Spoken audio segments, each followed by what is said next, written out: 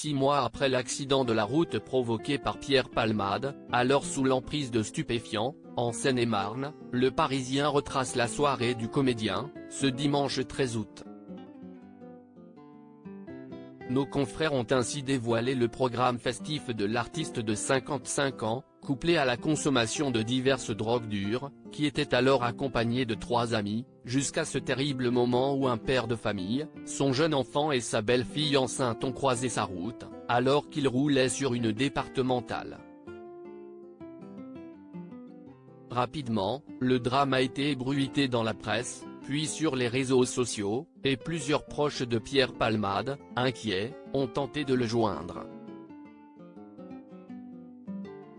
Comme le révèlent nos confrères, le portable de l'acteur se trouvait alors chez lui, dans sa maison de Célie-en-Bière.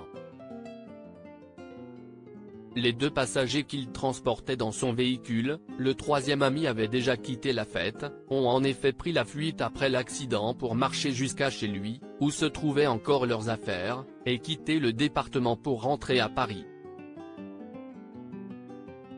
Sur le téléphone du comédien, laissé sur la table de la cuisine, des messages ont été laissés par son ami François Rollin, acteur et humoriste de 70 ans que l'on a pu voir dans la série télévisée Kaamelott. L'autre personnalité à avoir eu une pensée pour lui, alors que la terrible nouvelle avait été annoncée dans les médias, est l'auteur-compositeur Patxi Gara, que l'on avait notamment découvert dans les années 2000 lorsqu'il avait participé à la Star Academy. Alors que Pierre Palmade a été transporté à l'hôpital du Kremlin-Bicêtre, dans le Val-de-Marne, puis placé en service de réanimation, la personne s'occupant de faire le ménage chez l'artiste s'est rendue, samedi 11 février peu après 7 h du matin, à son domicile de Célie-en-Bière.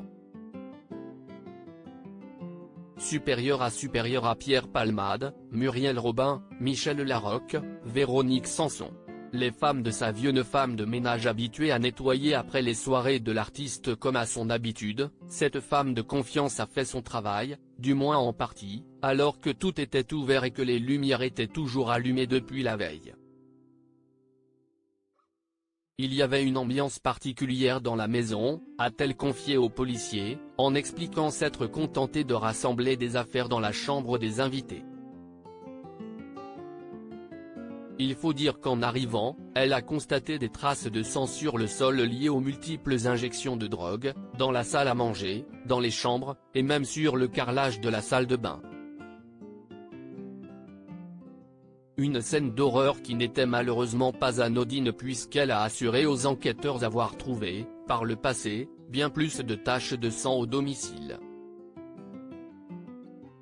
Je nettoie et je ne pose pas de questions, a-t-elle lancé, professionnelle. Article écrit avec la collaboration de 6 Médias Crédit Photo, agence.